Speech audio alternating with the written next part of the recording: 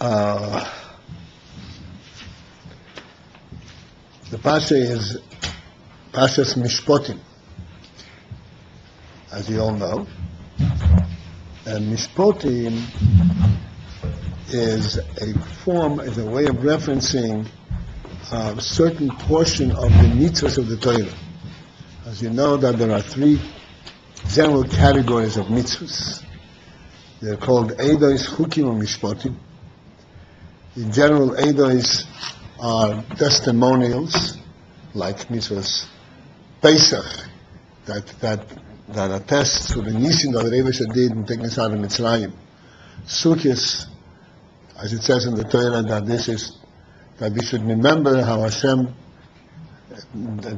guarded us during our journey in the desert, and so forth. Shavuos is to remember the Matan Torah. These are Eidos. Then there is Chukim. Chukim are decrees. They're called decrees. And Chukim effectively are godly decrees that there is no seichel, no human rationale that can be applied to it. Eidos are also godly decrees, but nevertheless they can be presented on a human level and can say, okay, this is what this decree, this law is about. That you should remember. Why do I need to remember it? That's already maybe sometimes beyond our understanding. But nevertheless, we know what we're doing. It makes sense. In general, you know that in the Torah, the principle of remembering what Hashem has done, remembering what we had experienced, is one of the great principles in Yiddishkeit. As a matter of fact, there are 6 things that we have to remember daily. Man Tizker, 6 things that you remember daily. And it included in that is that the person should remember his own experiences, positive and negative, if Chas v'Shalom there are any, so that this will give him a perspective as to which path he should choose. Remembering is one of the great principles in Yiddishkeit.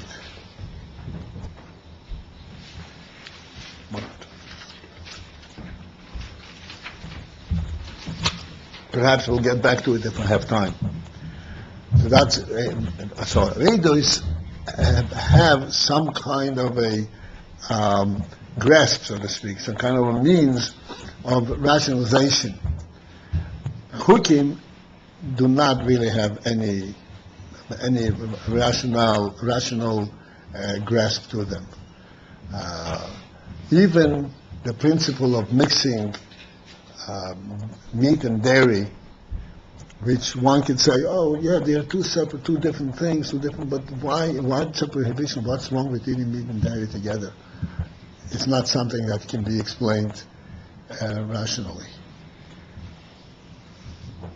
At least there you could see what you're doing. You're mixing meat and dairy. But some chukim, but you don't see at all what you're doing. You take the Porah Aduma, the classic chuko. You take your Rev's heifer and you shecht it and you burn it and you take the ashes and you mix it with water, and that makes a person toher come out from his tumas mess. That we have absolutely no way even to approach conceptualizing it. And there are many chukim. There are on different categories of chukim, but there are many chukim. And then there is Mishpatim. Mishpatim is the third category. Essentially, Mishpatim means, the word Mishpat means civil judgment, laws of civil behavior. And as you have learned already in today's Pasha, that essentially it speaks about civil transaction on many different levels.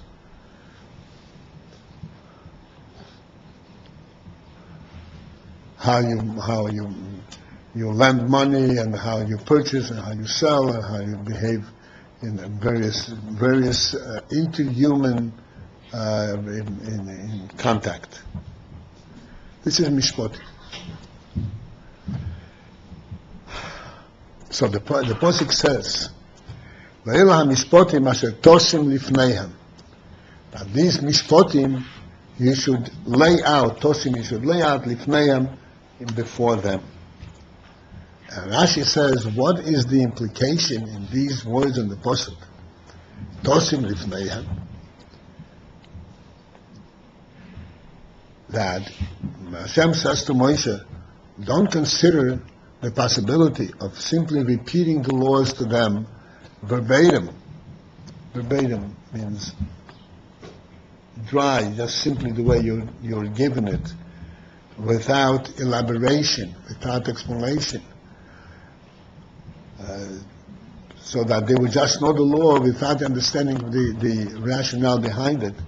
But tosim lifneihem means that you should actually lay it out in front of them, as Rashi expresses it, shulchan aruch, like a table that's set up, umuchan lechel lifnei odom, a table that's set up for a person to sit down and start eating. That's the term shulchan aruch, as we all know what the shulchan aruch is. And then on top of this Rashi, there is a deeper insight, point made of the word lifneihem, tosim lifneihem. The Alter Rebbe says lifneihem, lifneihem is in front of them. That's the literal translation of the word. But it's a use of the word ponim. Ponim means the face, and ponim also means the face. This is as we also mentioned, the face. This is the real person. This is the main part of the person. Ponim means also lifnim, the internal, the inside. Asher tosim lifneihem, Alter Rebbe says, means lipnim yusom. You should lay it in. You should imbue it in them, lipnim yusom, into their internalize. That they should internalize it.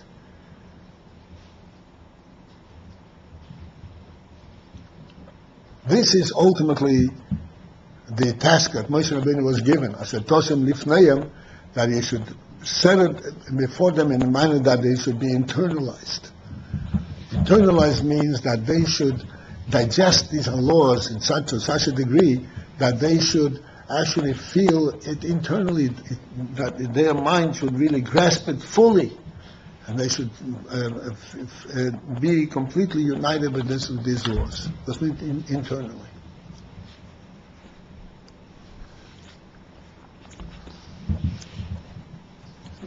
Who translates it lifneihem in the face? Lifneihem, the simple translation, lifneihem means in front of them.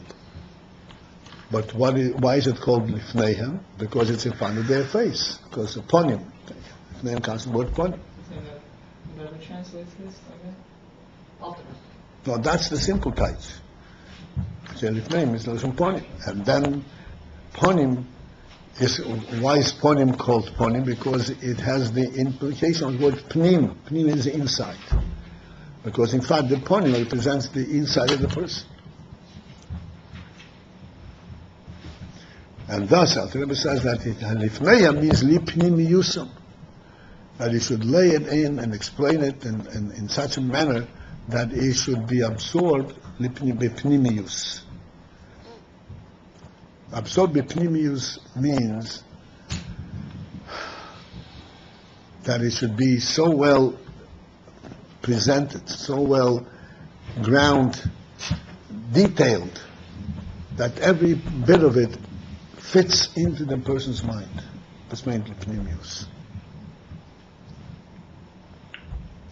Once explained the principle of lipnimiusam, using the analogy of the process of food. Many of you may remember me. Once in 5 years I mentioned this. Once less than 5 years, yes? 2 years. I don't keep track.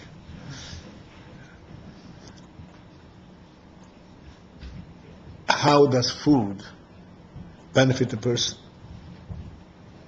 You take food that comes from outside, totally an external entity of the person.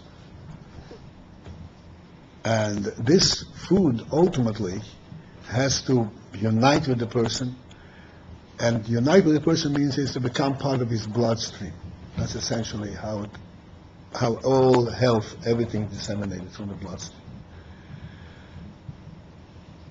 If we should imagine for one moment, take a food particle, no matter how pure, and put it into the bloodstream, what will happen? Disaster. Okay, literal disaster.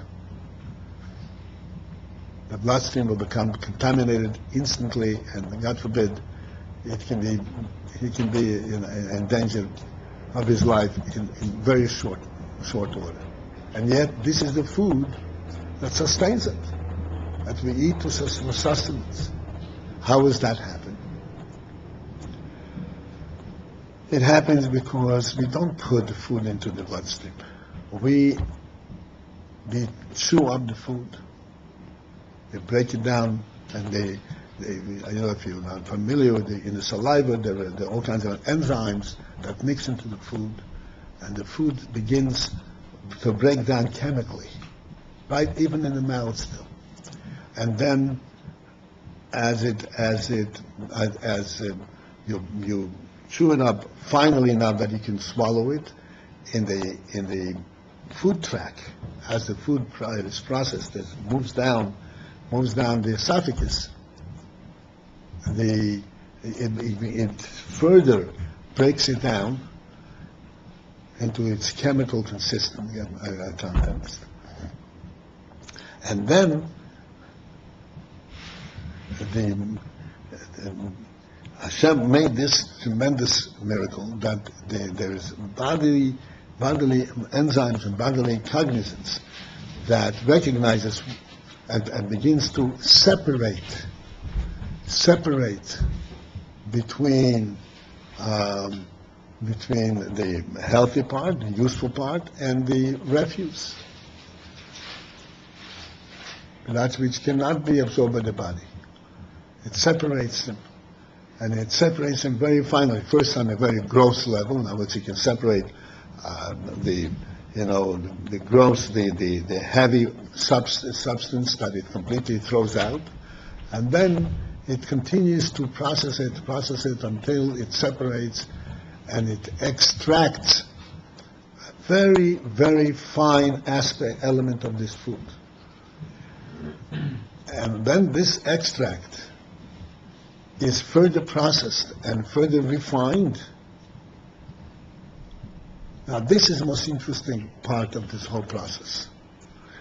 Throughout this entire process of digesting and separation and so forth, the food is not permitted to mix with the bloodstream. It goes through the food pipe, and should it mix again, it will be very dangerous. It is kept completely separate. And there is not a direct opening between the food pipe and the bloodstream. There is no such thing. Again, would there be? That would be a disaster. How then does the food end up in the bloodstream?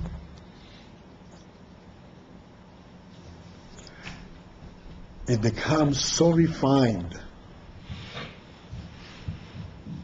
to the extent that the enzyme, that the membrane that holds it allows that refined element to go through right through the membrane. because it's so refined. Exits the membrane? It exits the food pipe through the membrane, not through an opening, not going through the skin. Only that which can find its way through the membrane, that is allowed into the bloodstream. And then that can become absorbed and become united with the foods, with the blood, and then becomes a source of health and strength to the person.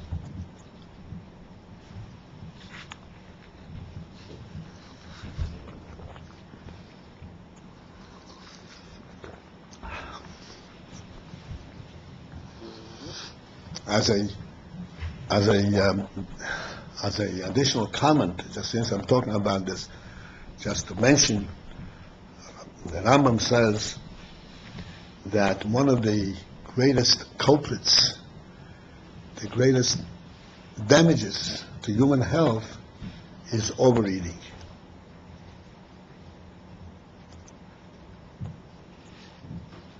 So in today's age, everybody, talking about overweight and all that. But the principle of overeating is a very obvious and very important thing that everybody should understand. Because since that the food has to be processed, and then in order for the food to have a healthy benefit, it has to be processed and refined, and then to refine to an extreme level. You cannot overload the body with food. You cannot process too much food. So what happens if you overload it? It becomes stored away in fat, in useless part, because you cannot process it.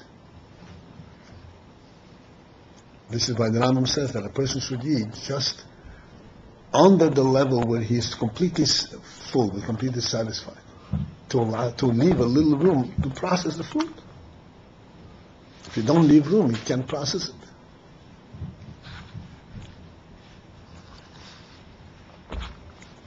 Okay, that's an aside, which is an important aside for many reasons, and one important reason is that we see how everything in Torah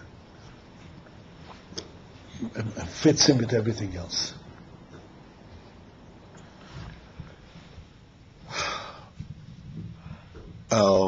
Okay, so taking the analogy of the processing of food,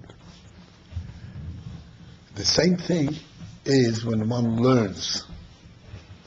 As a tosim lifneihem, how does anything that one learns go internal, become internalized? Lifneihem, internalized. Internalized means that it becomes part and parcel of one's own thinking, just like the food becomes part of one's blood. This becomes part and parcel of one's own thinking. This is the way I think. This is the reality. In order for something that a person learns from outside, a halacha, a din, that should become so refined so that it becomes internalized in his mind. This thing has to be digested very, very finely, so that it's broken down into smaller parts until he can fully grasp it. And then it becomes pepnimius. Then it becomes his own thinking. And then it serves, again, this is an aside, then it serves just like food becomes part of his bloodstream and gives him strength. Then this learning gives him the strength to face any worldly challenge, because he's got a clarity, a clear, strong vision of life, of the world, and so forth.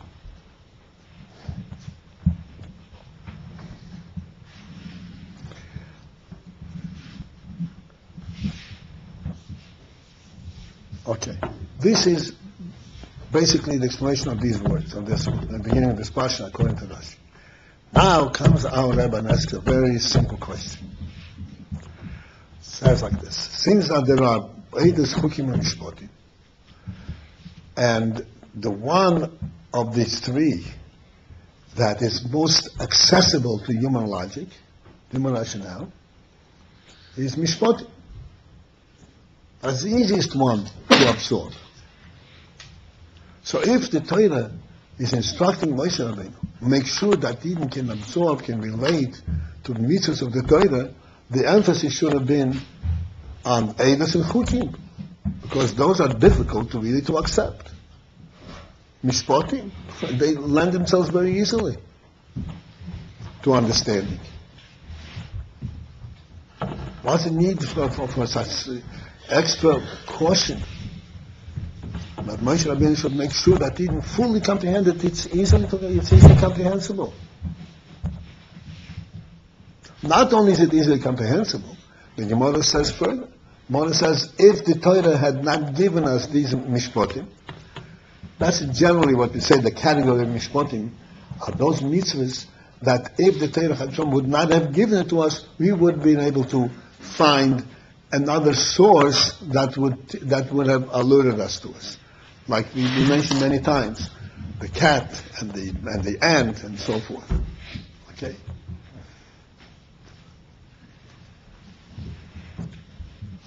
And they would be our teachers.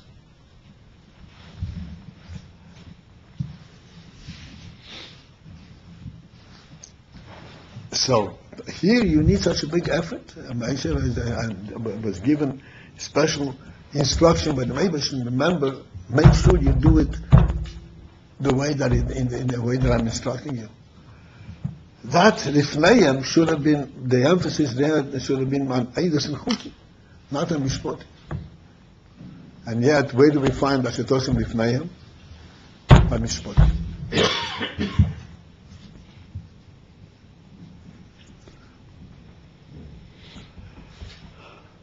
So the Rebbe explains.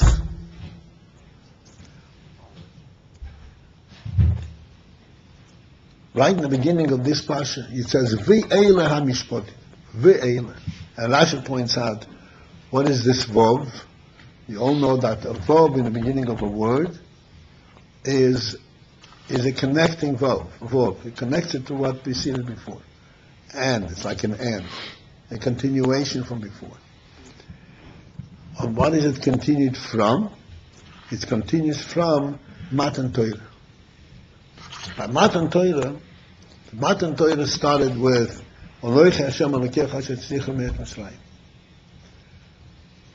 which is the deepest and the highest principle of Yiddishkeit.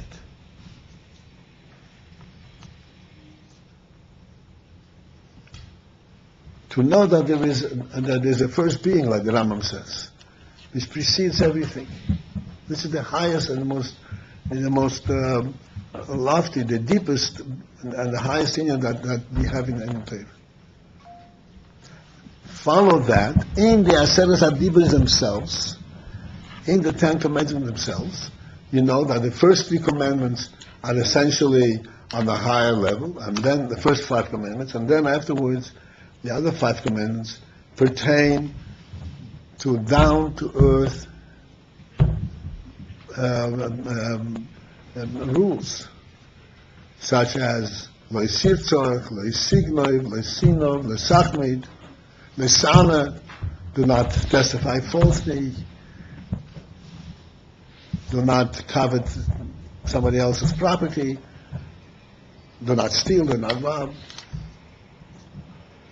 And both of these categories, which is so diametrically different, are both included in the 10 Commandments. And they were both engraved in the tablets, equally, and stored in the Oren Kodesh. And then after that, the Pasuk says, V'eile ha-mishpatim.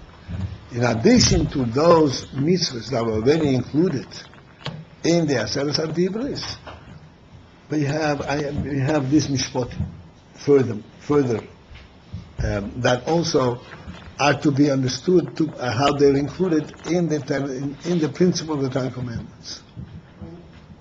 Yes, sir. The second five, the Hebrews were Mishpatim themselves, you could say? The second five Dibris are also basically in the category of Mishpatim. Okay? Except in a different category. Like we say, it should not covet. That's already kind of a finer quality.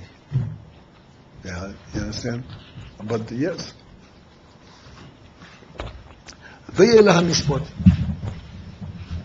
And the principle in this is the Torah is telling us right off in the Ten Commandments themselves. That even despite the fact that we are talking about two different levels completely in person's thinking, and then at the same time you're thinking in terms of how you live in the world, you should not covet somebody else's property. Completely opposite, different reference points. You should understand that there is a relationship between them. And an intricate relationship between them. To the extent that they both go into the same tablets. That the mitzvah of loy signoi, loy sigzoi, loy sachmin, and so forth, is dependent completely on Aloich Hashem Alekecha. It's completely dependent on Hashem Aloich Hashem Alekecha.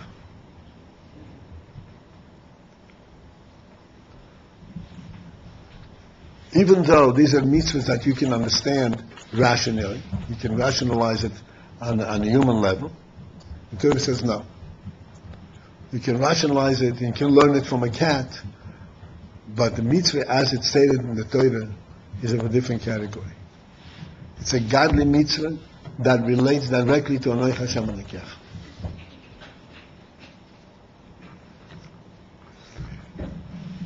In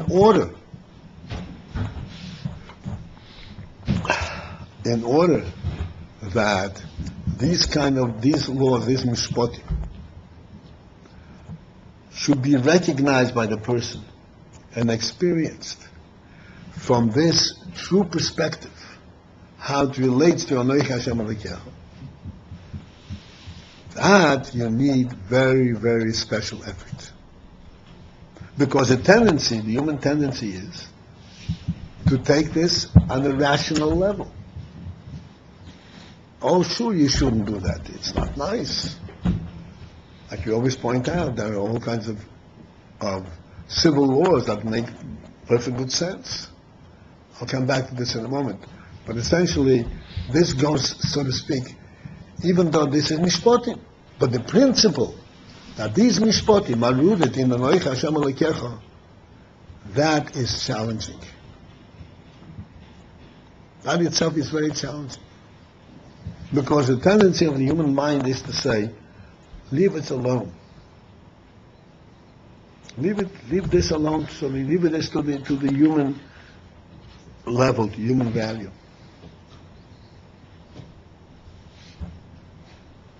And this is what Hashem said to Moshe. You must make sure the Eila HaMishpatim, in addition to the Mishpatim in the Aseret HaDibros, here's additional Mishpatim, Asher Tosim Lifneya, which you must engrave into their internal, that they should internalize. That they should understand that these Mishpatim are not just civil laws based on human rationale. But they're actually, they derive their presence from Anoich Hashem Alekecha.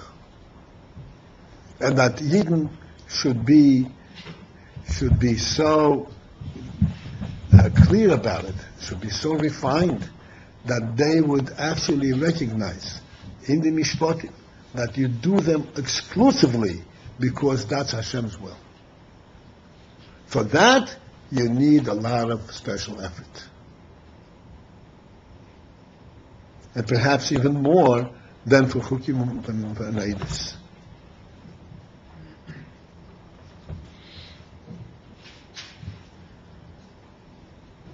So you're saying the natural law is basically even beyond himself. The Mishpatim are even beyond himself.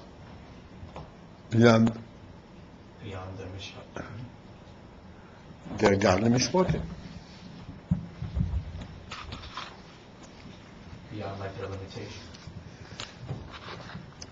Yeah, but they understand they're not based on rationale. They're not based on morally rationale.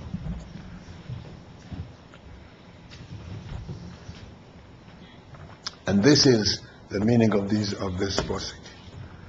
Ve'ila hamishpotim asher tosim lifneim, not eidos and chukim. The real challenge is that the mishpotim should also be understood from the proper perspective, and for that you need a very special effort. For that you really need a lot of refinement. For a person to recognize that his normal daily functioning, he goes to a business transaction or any kind of interhuman interaction, and then that extends into everything else that he does, whether it's eating, sleeping, whatever it is. To incorporate all of this and to recognize that all of that, the entire worldly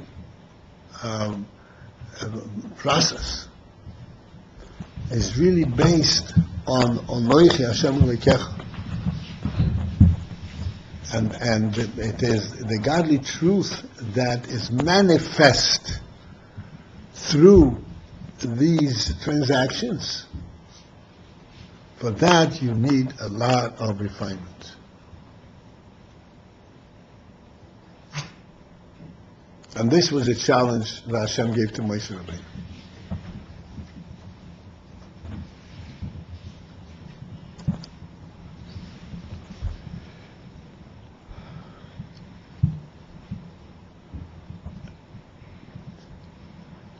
Now this is the general gist of the point.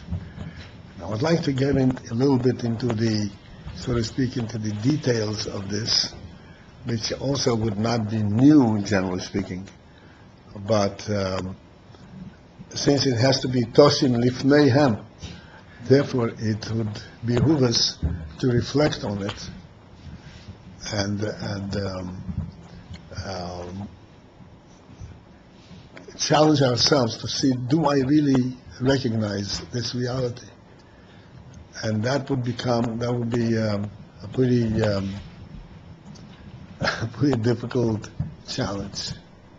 But this is what we are enjoying to do.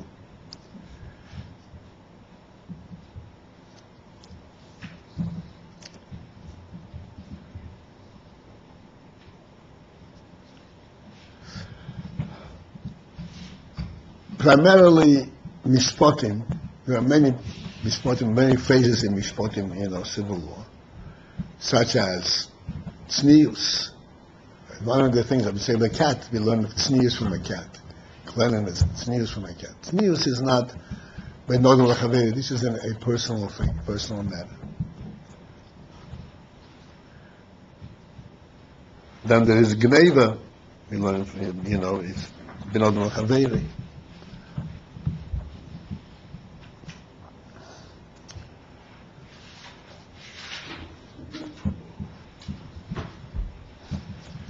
So let us take on and examine one aspect of Mishpatim. That is the interhuman transaction.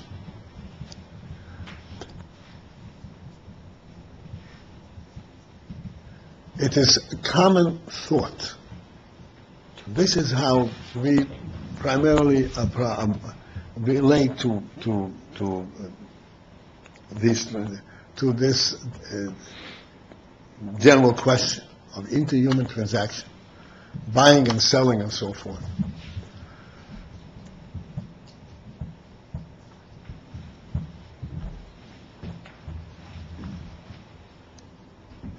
For example, when this country was being colonized, I don't know if you know the history, many of you probably do, back in the 15th, 16th century, when Columbus came across, and he said, "Oh, I discovered a new world," and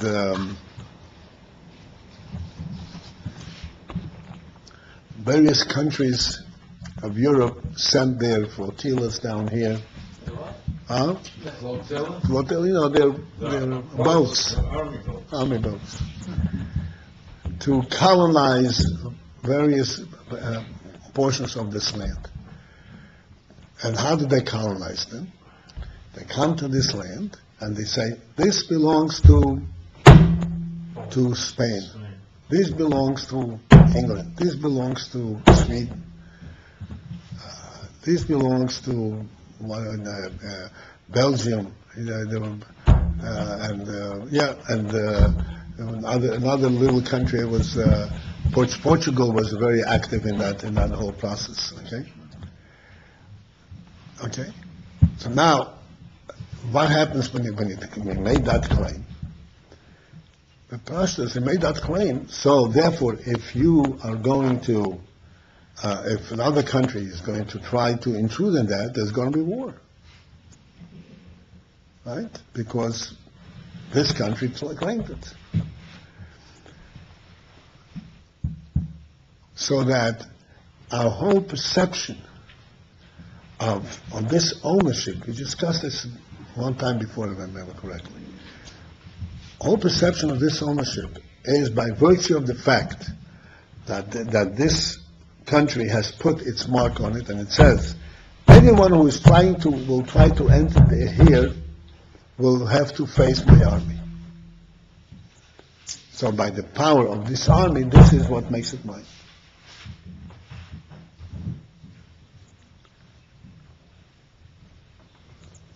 And then there was, of course, what's called an international tantamount agreement. I don't bother you, and you don't bother me. So that nobody is going to intrude. It's going to be, we'll divide it between ourselves. So let us perceive and analyze this a little bit. This type of ownership, this type of claim, actually exists in the animal world as well. I don't know if you're familiar with this, but I'll introduce you to a phenomenon in the animal world. If there is a pack of lions that have established themselves in a certain area in the desert, and they secured a certain area, so that any deer, any prey that passes by here belongs to them. If any other animal venture into this area, they'll jump on him and kill him. And every animal knows that. That there's a certain secured area that is protected by, this is the lion, this is this group, this is that group. Even another lion cannot venture into this. This is, and so to speak, this is this pack. Okay? And they protect it. In that respect, it seems almost akin means similar to the countries claiming pieces of land.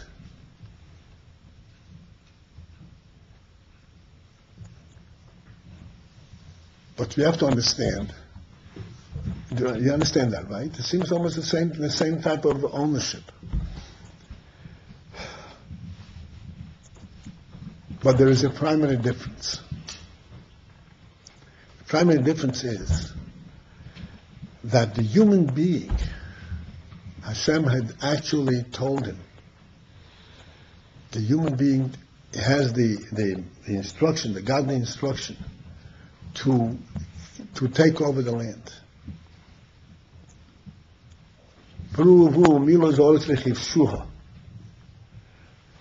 So that the ownership that the human beings have on land is not just by claim, but by the fact that by a godly presentation, a godly decree.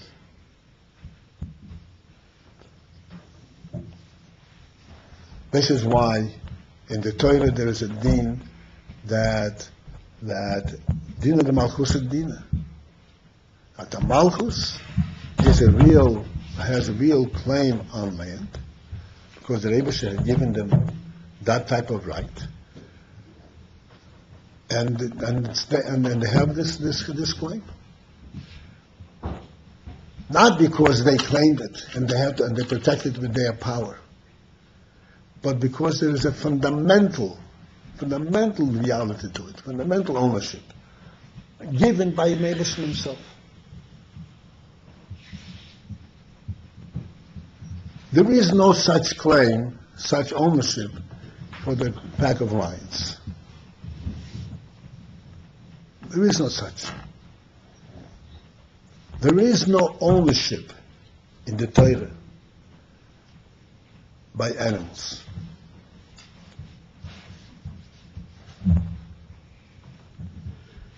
Ownership in the Torah is exclusively on the human level.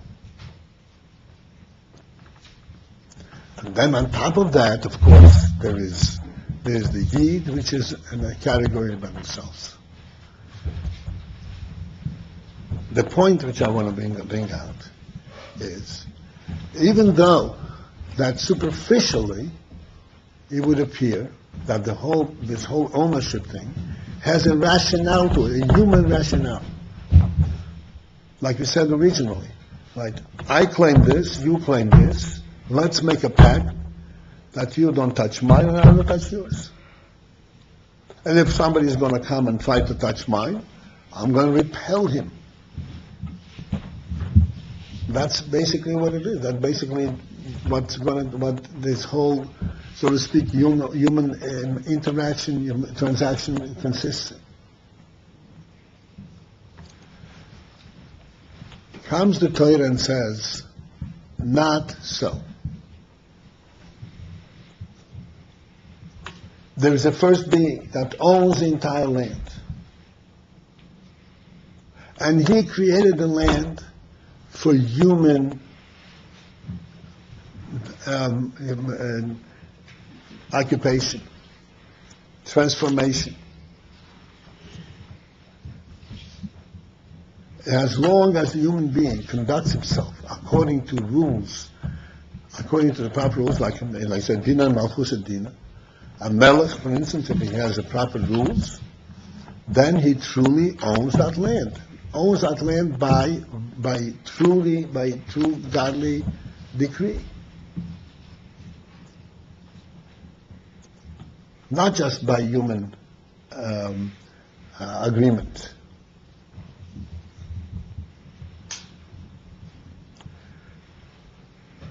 This is true in terms of land. This is more readily, easily understandable. But in truth, this is what the Torah says. That any human possession that a person owns, the possession that a person owns is what we call underwritten. In other words, what makes possession possible, ownership, not his strength and his power of protecting it. This is mine, and if you try to take it, I'm going to hit you. That makes it mine. Doesn't make it mine. I'm going to hit you. No, this is mine. If you try to take it, and even if you take it, it's still mine.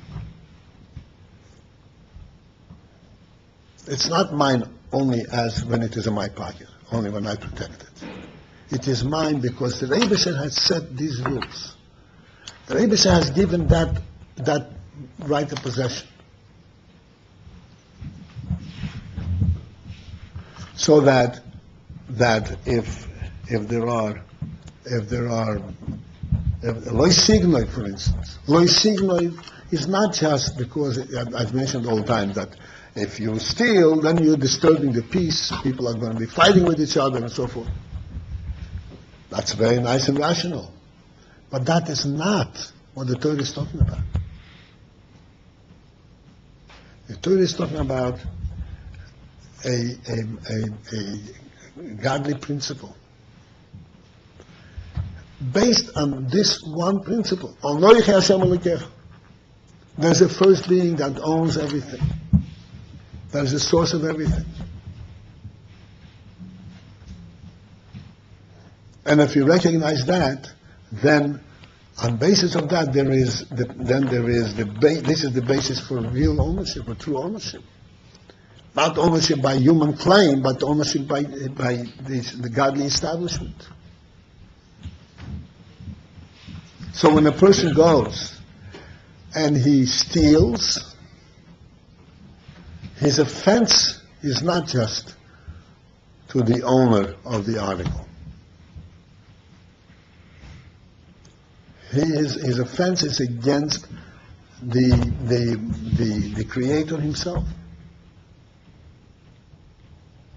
When a person goes and steals, think about it for a moment. He goes and steals somebody's property. What is his view of this property? Wants to own. Listen carefully, okay? Please understand. If something is owned only by virtue of your claiming it, it means that when nothing is claimed, if something is not claimed, then who does it belong to? No. No one. It's plain hefker. It's hefker. Now please understand the following. Hefker would be considered, so to speak, the basic state of things. This is the basic state of things. It's hefker. Then people come and they claim it. When people come and they claim it, they don't change the basic state of things. They superimpose their claim. They claim it so that I'm not going to let you take it from me. But essentially, in essence, it remains hefker. Because primarily, it doesn't belong to anyone. You claim that that's considered, so to speak, a superimposed reality. It's not the basic reality. Do you understand that? No. I'll give you an example that you will be able to understand. Also, it's a little subtle, but please bear with me. The world is dark, right? Essentially. Correct? Naturally, the world is dark. And if there is light, it is because something is being brought into this, like the sun, the sunlight. But essentially, and it's the way, the nature of the table is that it should not be seen. Because it's dark. So now when you bring light, meaning the sun, and the sun shines and makes it visible, does that change the fundamental state of the world? It makes it visible even though it's dark. But the fundamental state of the world remains dark. Do we understand that? It's an important concept in Chassidus. The fundamental state of the world remains essentially darkness. Except that the light pushed away the darkness temporarily. But should the light be taken away, what will happen then? That's the original state. It doesn't have to come back. Okay. You take away the light, and it is back, and it is what it was. The darkness doesn't have to come back. It was there all the time. The light illuminated darkness. So is the dark still there then, even if the light's there?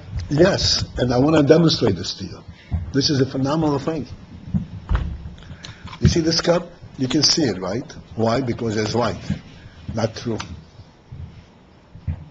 You don't see it because there is light. You see it because there is light and darkness.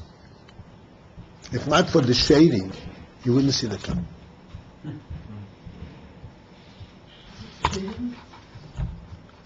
Shading, right. You see this groove here? How do you see this groove? Because it's darker than this. Because light didn't come. If you had light in every corner, every side, equally, you wouldn't see the cup. Right? The darkness has not dissipated. It has been illuminated. What?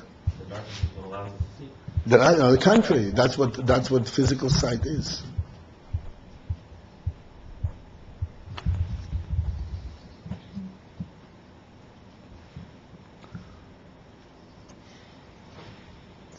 So, coming back, if we are going to say that the fundamental state of the world is hefker, no man's land, so then when a person owns it, that does not change the fundamental state of the world. It's essentially hefker, except the person has claimed it. So when you go and steal it from him, think about this. Follow through on this logic. If you go and steal it from him, what are you confirming? You're confirming that essentially it's hefker. It's no man's land. He claimed it, okay, so he claimed it, so I'm claiming it back. Big deal. Just because he was first, but it doesn't really belong to him. It's hefker. So when you go and you steal it, you're actually confirming that the world has no primary owner.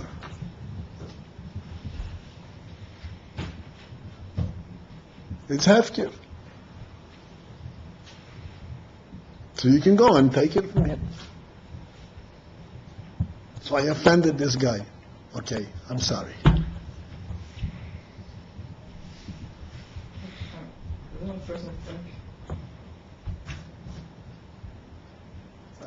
Do you understand? No? Yes? Yes? Yes? Yes? No? Maybe? You think so? You got it? You? And Moshe? You got it? I'll come back to you. You don't know? Yeah, what? What is it? The guy was thinking so deep, it sounds too, like... That's not to think deep. On the contrary, he has no respect for property. Why? Because he does not know respect, he does not recognize the God's presence. If he recognized the God's presence, he would know this is... He owns it by virtue of the fact that God allowed him to own it. How do you come to take it from him? You come to take it from him only because you think it's hefker.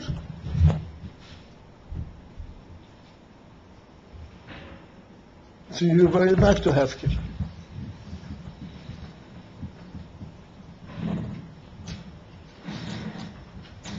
Let me ask you simply.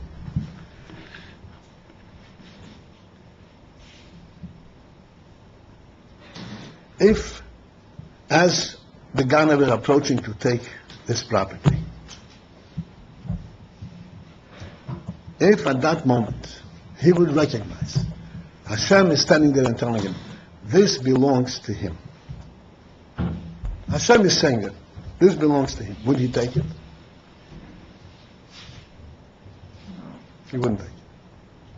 Of course he would.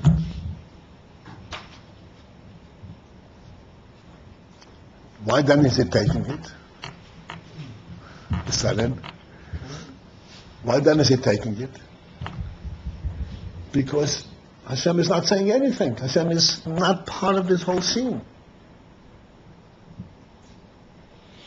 Right? Who does it belong to? Nobody. Primarily.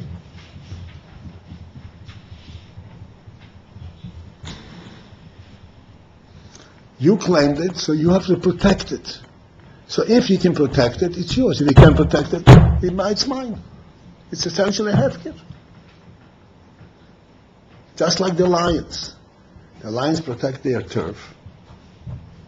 And if another group of lights come and they take it over, nothing has happened. Right? You couldn't protect it, so it's not yours. It's very simple. If human beings live at that level, there's not, it goes back and forth.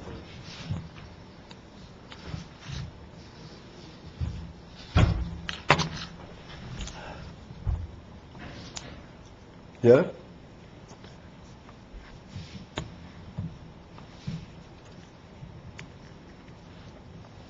So the Rebbe said to Moshe, Asher Tosim Lifneihem, make sure that they understand all these civil laws, how they are actually rooted in the principle of Anoichi Hashem Alekech.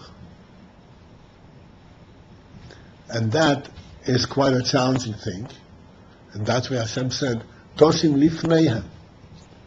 You have to grind it down to a fine powder and then let them digest it with their minds, processes, and ask you questions until it becomes part of their thinking.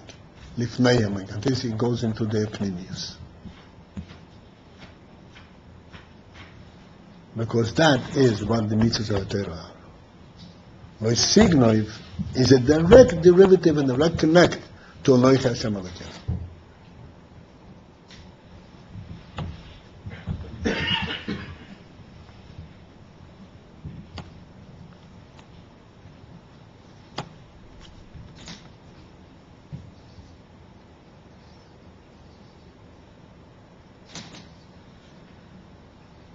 The Pasuk says, very briefly, I'm not doing that now. Pasuk says clearly, Lo tirtzach, says, Shoyfer dam ha'odam, ba'odam dama yishofech. Person, God forbid, spills a human blood, then his blood must be shed. It has to be avenged. Why? Ki b'tzelem alekim bosor ha'odam. Because Hashem made the Odom b'tzelem Elokim. It says that in the Pasuk. You would say, oh, a human being, why should you? Yes, a human being is according to our scientists, is the most advanced animal. But that's not the way Torah looks at it. It's not an animal, it's Tzelem Elokim.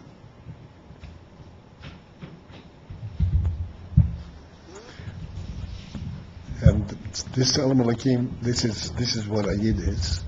And a Yid, and as a Tzelem Elokim, looks at everything from that perspective.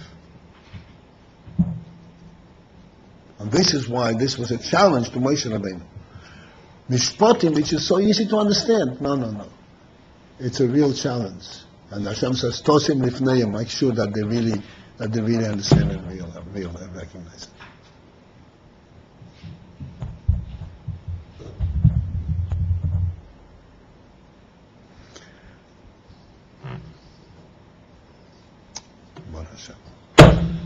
Okay, gentlemen, it was a pleasure. Tosim Lifneihem. Now you have the job to digest it and reflect it, and let some of it drip into your bloodstream. Be well.